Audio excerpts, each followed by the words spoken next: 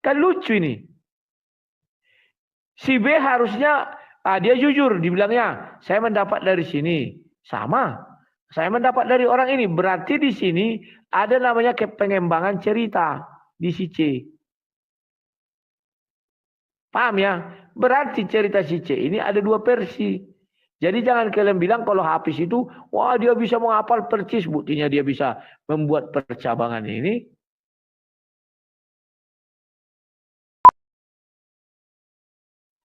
Halo Asta Indrayana, selamat malam.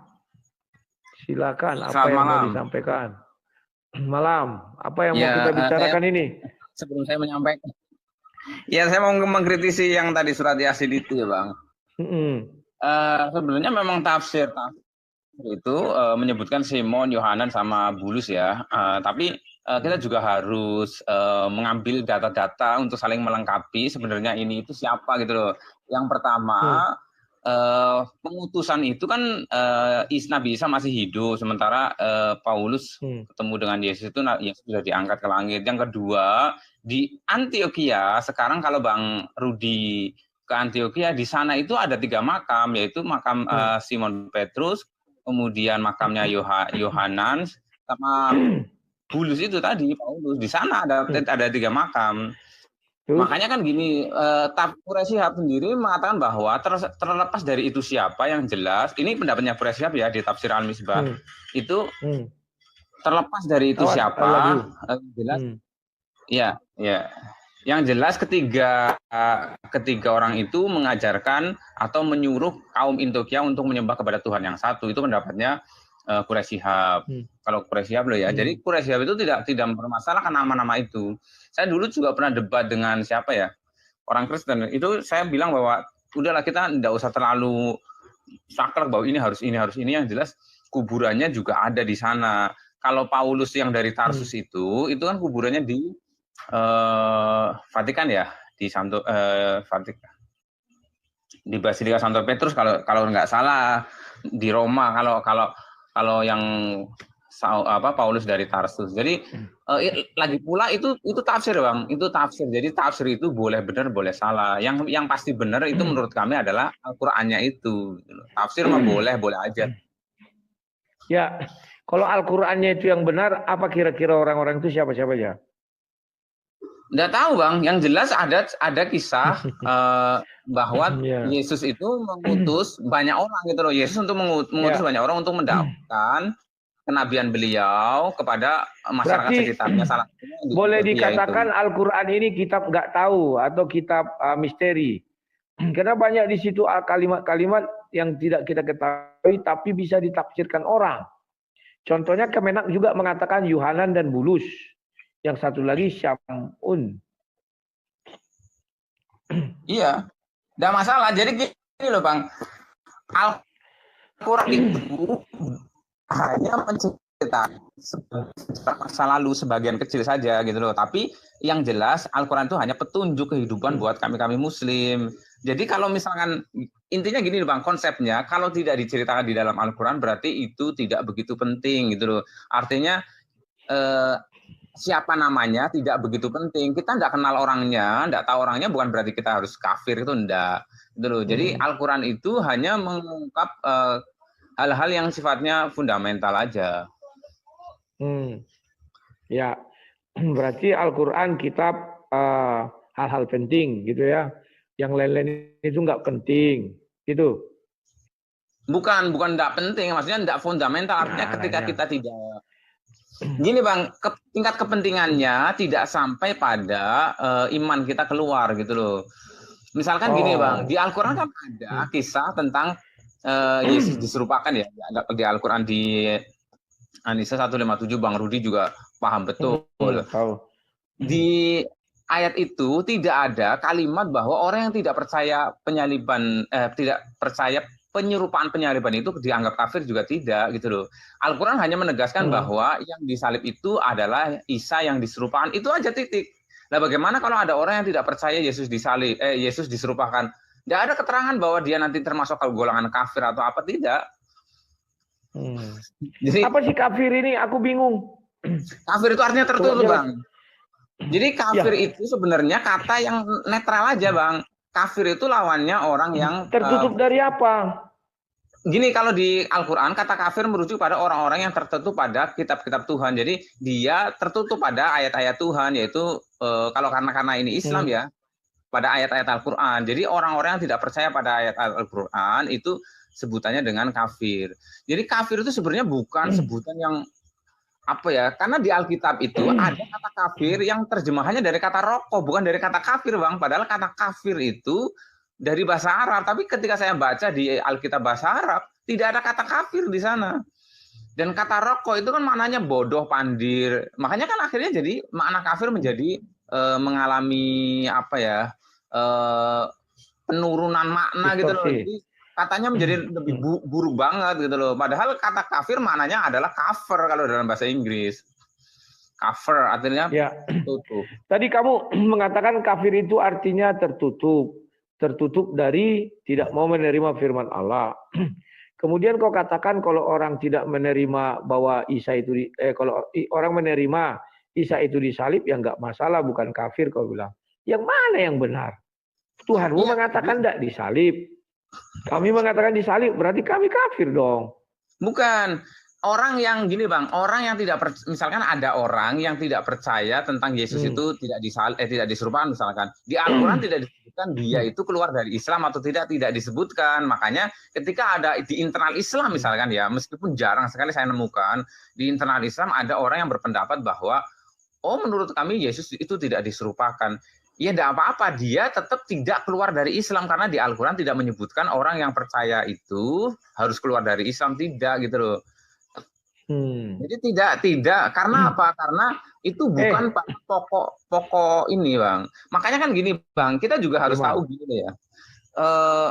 Teman-teman Kristen sering menuduh bahwa teori-teori yang ada di Al-Quran itu adalah teori abad ke-7 kan gitu. Padahal sebenarnya perpecahan tentang perbedaan pendapat Yesus itu siapa kan sudah ada di awal-awal gitu loh. Jadi pada saat Yesus itu diangkat ke langit, itu kan orang-orang Kristen itu kan sudah berbeda pendapat, udah banyak gitu loh. Misalkan yang berpendapat Yesus itu Tuhan, itu ada. Kemudian ada yang berpendapat bahwa yang Yesus itu adalah firman Tuhan. Ada yang berpendapat bahwa dia itu hanya nabi biasa. Ada lagi yang berpendapat bahwa dia tidak disalib, juga ada kan, ada semua gitu loh. Lah itu kan terus bermunculan sampai terjadi konsili. Bahkan konsili yang di 325 itu kan konsili antara Athanasius dengan Arius kan, Tritunggal dengan Unitarian yang percaya bahwa Yesus itu adalah firman Tuhan dengan yang percaya bahwa Yesus itu hanya sekedar utusan Tuhan saja. Hanya karena masalah debat aja kan, karena Arius itu pada saat perdebatan itu kalah dukungan, akhirnya harus dianggap sebagai bidat. Tapi kan perdebatan itu sudah ada sejak awal. Mereka tidak bunuh-bunuhan kan? Bunuh-bunuhan tidak mereka aja? Tidak tahu, Bang, tidak tahu. Kalau saya tidak tahu sejarahnya. Oke. Tapi gini, Bang, nanti kalau misalnya sebentar. kita bahas sendiri. Sebentar. Kemarin kamu mengatakan bahwa Allah mengutus rasul untuk tiap-tiap umat. Jadi aku bicara sama Ustadz Wafi kemarin bahwa untuk umat di Indonesia ada rasulnya nggak terima dia. Bahwa untuk umat Australia ada rasul nggak terima dia.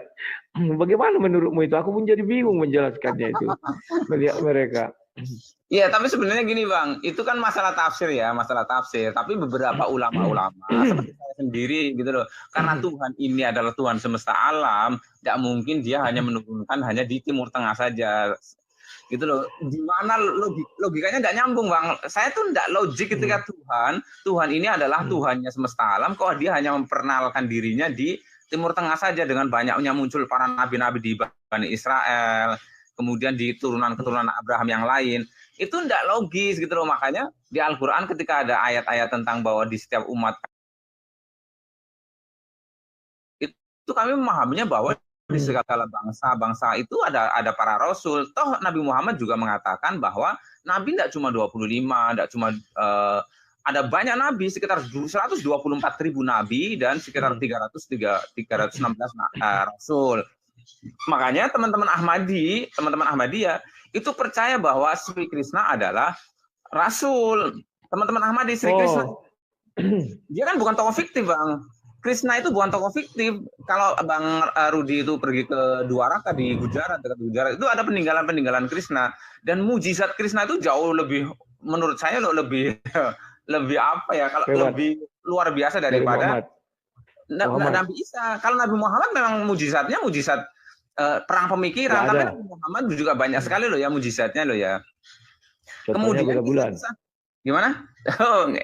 Bang Rudi, nanti kapan-kapan kita bahas tentang mujizat Nabi Muhammad ya. Nabi Muhammad itu mujizatnya sangat banyak sekali. Jadi Nabi Muhammad itu, kalau kita baca di hadis, itu banyak sekali mujizat-mujizatnya. Dia pernah menyembuhkan penyakit-penyakit.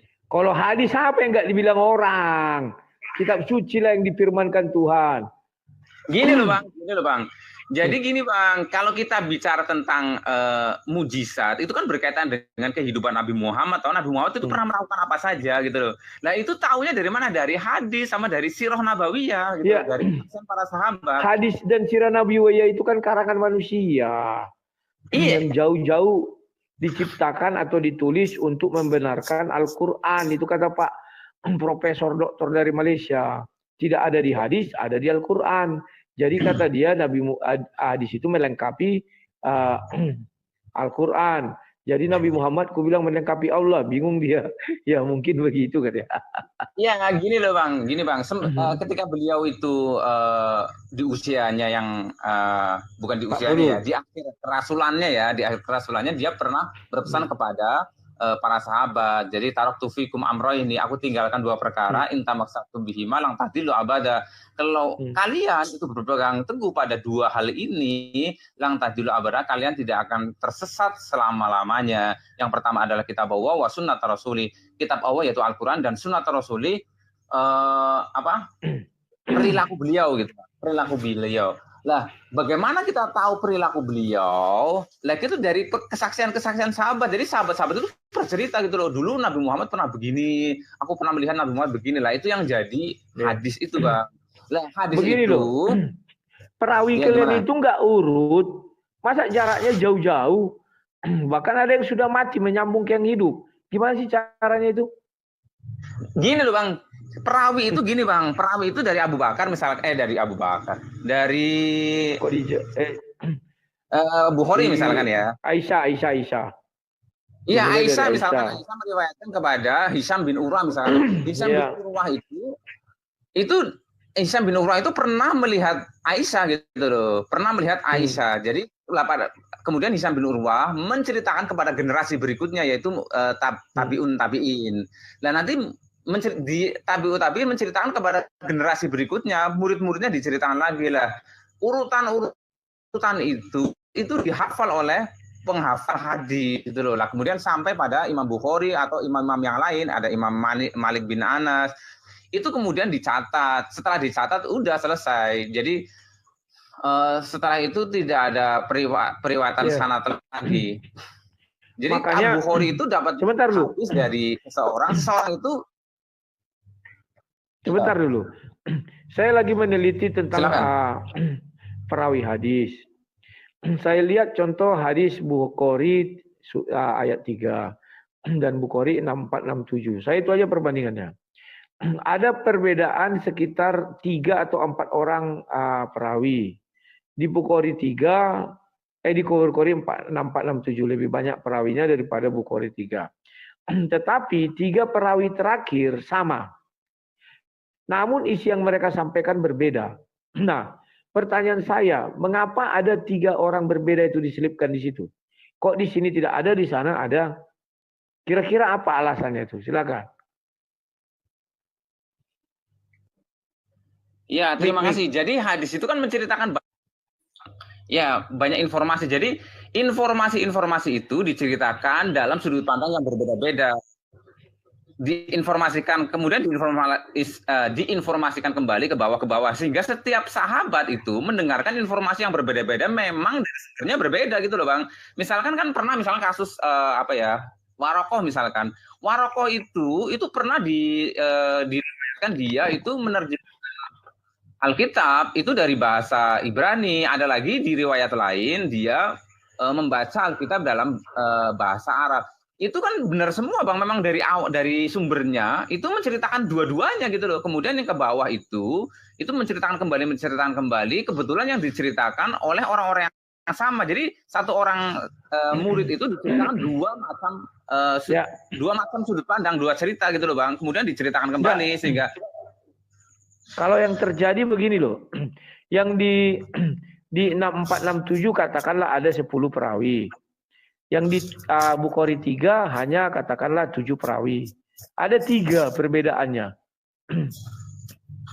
Iya, gini loh Bang, jalur-jalur sanad itu banyak sekali gitu loh. Jalur-jalur sanad itu banyak sekali. Ada yang usianya panjang, ada yang usianya pendek.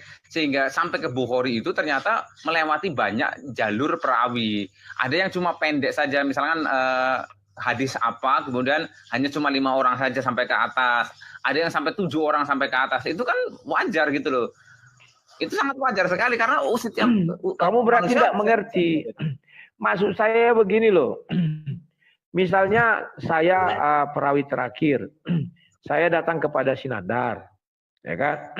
Nandar, tolong tuliskan ini bahwa si Asta Indrayana mengatakan langit biru. Nah, misalnya gitu. Dan di atasnya ada air misalnya. Asta Indrayana, saya mendapatkan dari Asta Indrayana, saya bilang. Asta Indrayana mendapatkan dari Zulkifli. Ada 3 yang saya Asta Indrayana Zulkifli. Sudah. Sesudah itu saya katakan sama si Nandar, baru yang keempat dari si Kores. Udah dicatat si Nandar. Besok saya datang lagi. Nandar, tolong dulu catat langit itu biru dan di atasnya ada air. Kata, saya kan datang, Rudi. Kata Asta Indrayana. Sama ya, sama. Duanya sama. Baru yang ketiganya kan ini Zulkifli, ini Kores. Kalau ini enggak, kata Umidini, kata Rifa, baru kata Kores. Di bawah baru kata. Kan berbeda di sini, berbeda ini. Ujungnya, pangkalnya sama, ujungnya sama, tengahnya berbeda. Paham maksud saya?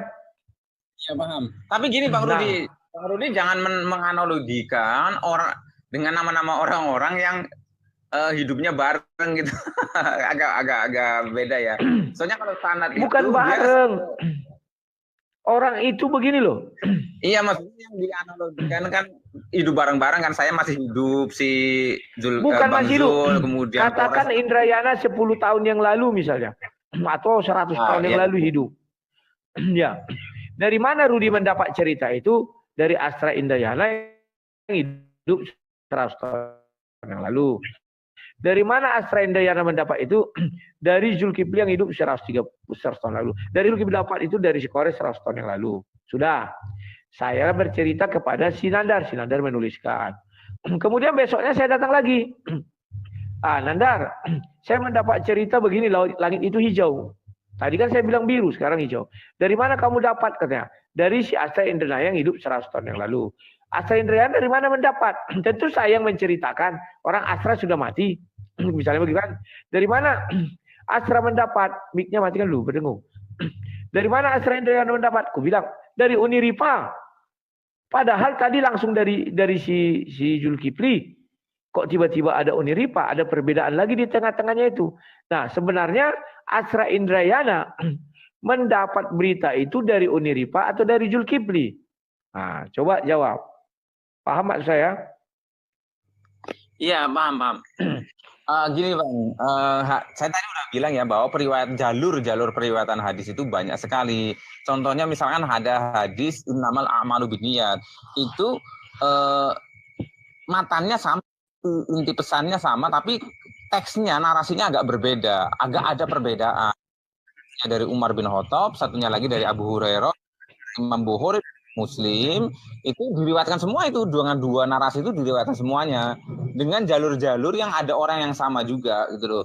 Nah, itu dia jadi model periwayatan hadis dia apa adanya gitu loh, bahwa saya mendengarkan hadis ini dari si ini bunyinya kayak gini, dengan tema yang sama dia mendapatkan pada si B itu bunyinya kayak gini, ada perbedaan kata-kata ya, itu disampaikan ke bawahnya dengan metode hafalan, sehingga apapun yang dikeluarkan oleh si perawi itu dicatat saja oleh Imam Bukhari, sekalipun ada perbedaan diksi gitu loh. Makanya banyak sekali di hadis-hadis Imam Bukhari atau Imam Muslim hadis yang mirip-mirip.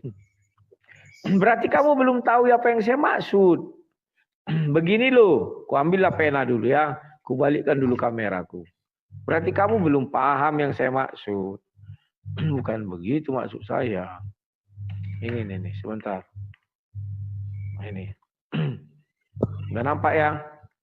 Nah, ini penulis.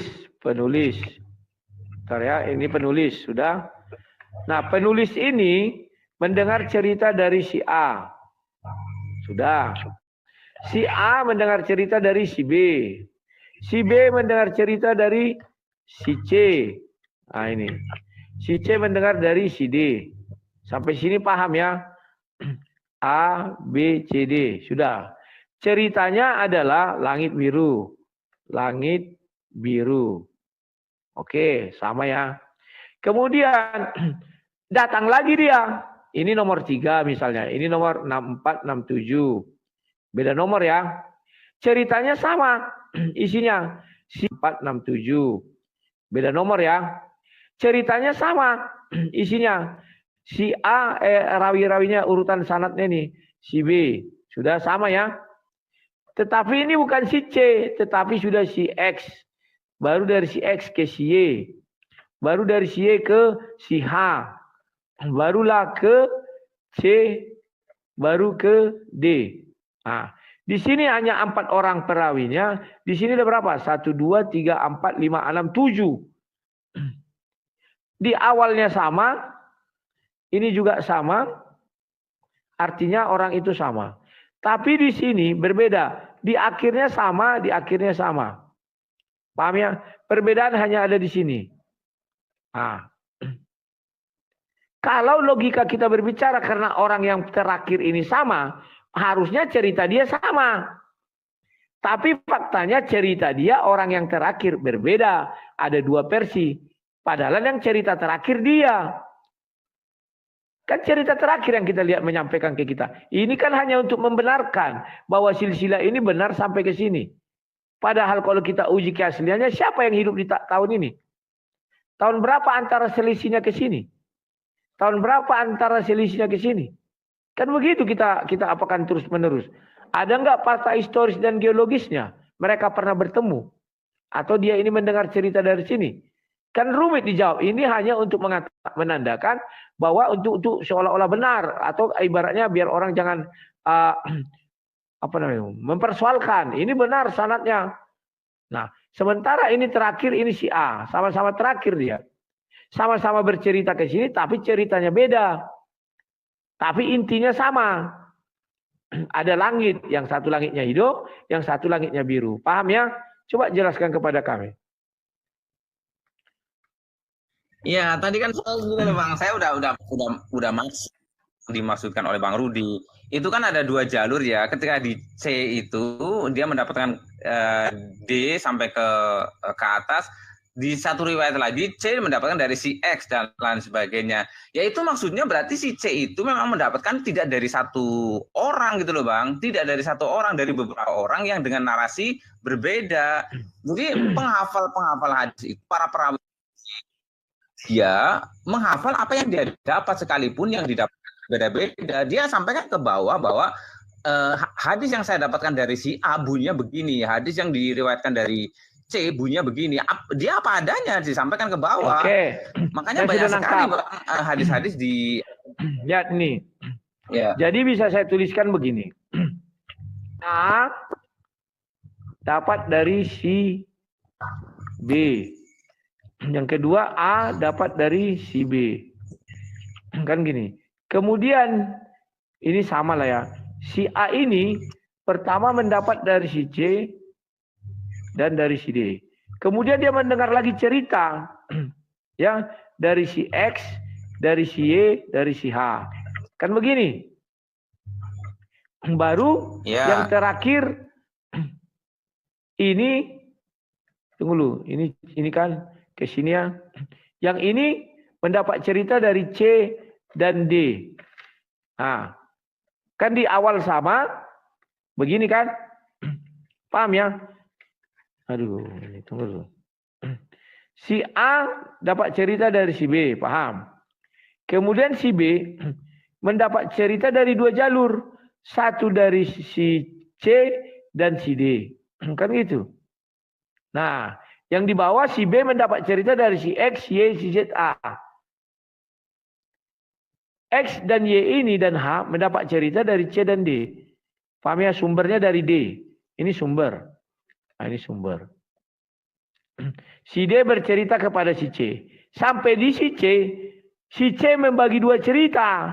Berarti sumber kekacauan si C. Karena dia membagi dua cerita ke sini satu, ke sini satu. Dan hasilnya sampai ke si B. Kan lucu ini. Si B harusnya dia jujur, dibilangnya saya mendapat dari sini. Sama. Saya mendapat dari orang ini. Berarti di sini ada namanya pengembangan cerita di si C. Paham ya? Berarti cerita si C ini ada dua versi. Jadi jangan kalian bilang kalau Hafiz itu, wah dia bisa menghafal persis, buktinya dia bisa membuat percabangan ini. Silakan. Paham? Halo, suara, mikrofonnya. Ya terima kasih.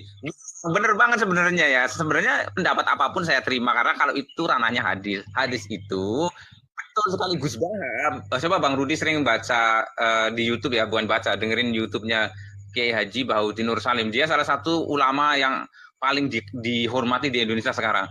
Dia juga bilang bahwa terjadinya perubahan pergeseran di hadis itu sangat mungkin sekali gitu loh. Tapi itu di hadis, makanya di hadis itu terbuka, kritik itu sangat terbuka. Artinya hadis itu ketika ada orang mengatakan bahwa itu doif, ketika dia bisa membuktikan penelitiannya, tidak masalah. Atau dia mengatakan bahwa hadis ini palsu, tidak masalah ketika dia bisa membuktikan penelitiannya.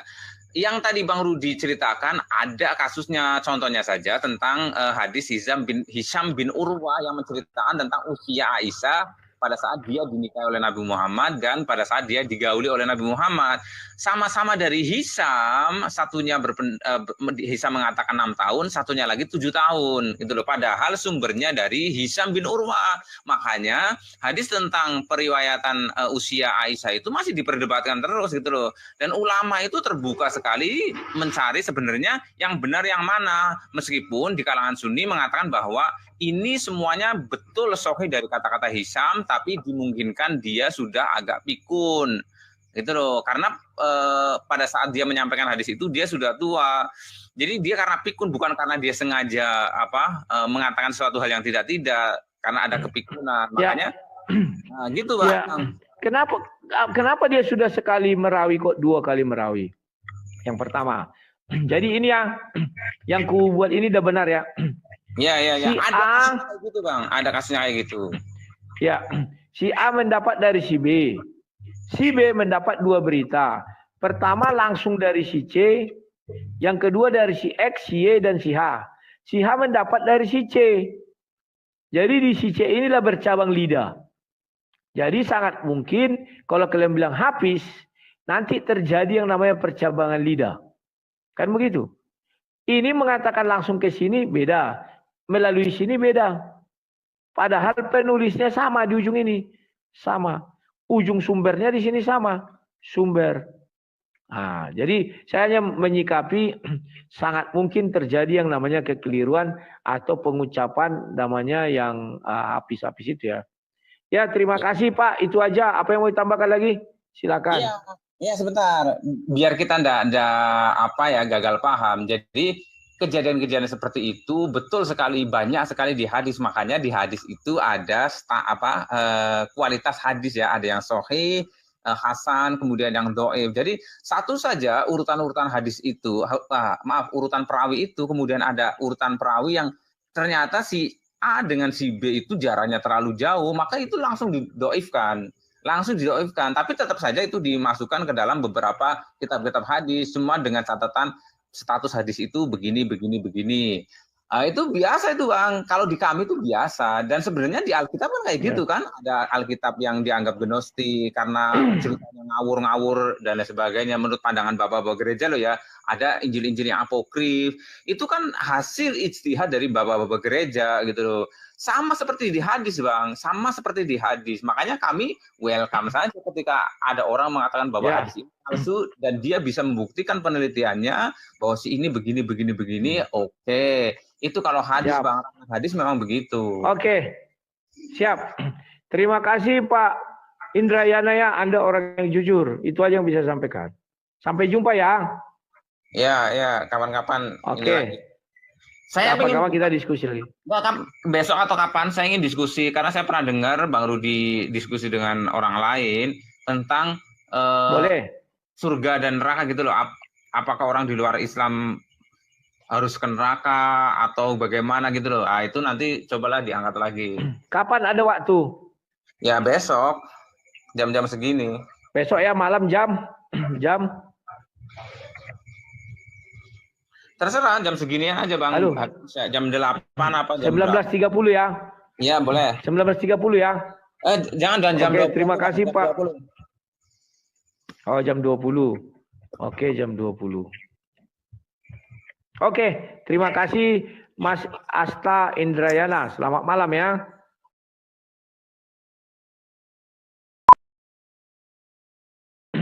Jadi kawan-kawan, sekarang bisa kita buktikan tidak menjamin seorang perawi itu ya di ujung di hulu dan di hilir sama, enggak ya? Contohnya sudah kita buktikan tadi. Ternyata bisa terjadi satu orang yang sama, dua ceritanya. Artinya cerita yang dia peroleh dari sumber ditambahinya. Kan begitu. Maka contoh saya mendapat cerita dari Sinandar bahwa si Zulkifli sedang cari istri misalnya begitu. Nah, saya sampaikanlah kepada si Kores dan si Kores menyampaikan kepada Hendy Celebes misalnya begitu. Dan ditulis sama Unirifa. Kemudian Sinandar lagi bercerita kepada saya kan tadi sama ya. Baru diceritakan kepada saya bahwa Zulkifli mencari istri. Saya ceritakan lagi ke orang lain. Namanya Umiatun. Umiatun ini saking saya asiknya bercerita. Wah ternyata dia tidak mencari istri. Tapi mencari misalnya sampingan atau simpanan. Atau apalah gitu ya. Sampailah ke sana, akhirnya masuklah ke sana. Masuklah kepada si Kores lah atau si apalah. Atau si Kores bilang berujungnya sama. Kan begitu ya. Maka si Kores menyampaikan kepada siapa? Oh dia itu ternyata tidak mencari istri, tapi mencari simpanan. Kan lawak kawan. Ngerti kalau maksudnya? Ini sudah mengalami 3 tahap. Ini langsung ke sini ceritanya bisa 2. Berarti dari sini langsung ke sini 2. Sementara dari sini ke sini 1 dulu. Karena yang menyampaikan terakhir kan mereka 2. Paham maksudnya ya? Aduh, kalau bisa pakai apa aku gambarkan tadi udah pas itu ya. Ku gambarkan dulu ya kawan-kawan ya. Ini renungan kita ya. Ku buat besar-besar. A, B, si B dapat dari si C dan dari si D. Ternyata si B dapat lagi dari X, Y, baru C. Nah ini. Aduh, kalau ada kekurangan daripada TikTok ini ya ini kawan, tidak bisa diinikan. Ini pengetahuan dulu ya aku jelaskan sama kalian ini. Saya lagi meneliti itu kawan mengenai perawi-perawi itu. Dan yang disampaikannya apa? Firman Tuhan surah 96, sorry. Nah ini. Kalian lihat ya. Si A ini adalah yang menceritakan untuk ditulis. Tunggu ya. Kepada katakan si Nandar. Nah. Si Nandar ini penulis kawan. Si Nandar penulis. Sudah paham ya? Nandar penulis. Nandar mendapat cerita daripada siapa? Si A. Si A mendapat cerita dari siapa? Si B. Si B mendapat cerita dari siapa? Dari si X, dari si Y. Kemudian si Y mendapat cerita dari mana? Dari si C.